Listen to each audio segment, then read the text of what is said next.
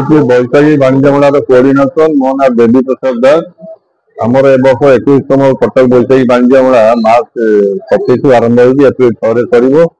Total ए वर्ष आमर 625टा stall होती 22 राज्य 400 पाखापाखि स्टल अंशग्रहण कर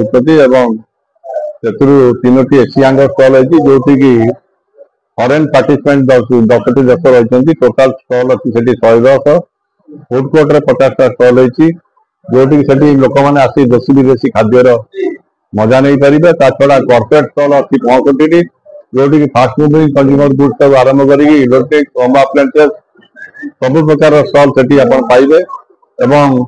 आउ गोटे आम गोटे छोट मिनी ऑटो स्टोर आयोजन कर जो 2 व्हीलर 4 व्हीलर सेगमेंट रे 10-15टा कंपानी से अंशग्रहण कर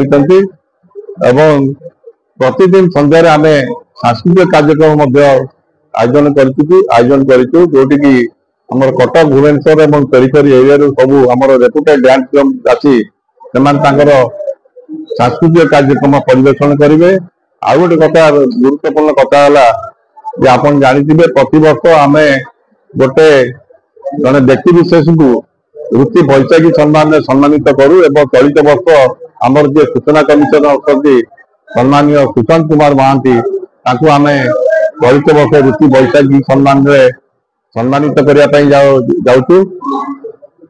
आउ गोटे विशेष गुरुत्वपूर्ण कथा कहि आप जानते पवित्र कार्तिक पूर्णिमा बालीजात्रा हुए जो आमर ओडिशा नौ वाणिज्य परंपरा रही। साधक मैंने जावा सुमित्रा बन्य वाणिज्य करने जाती पवित्र कार्तिक पूर्णिमा बालीजात्रा पालन करा जाए।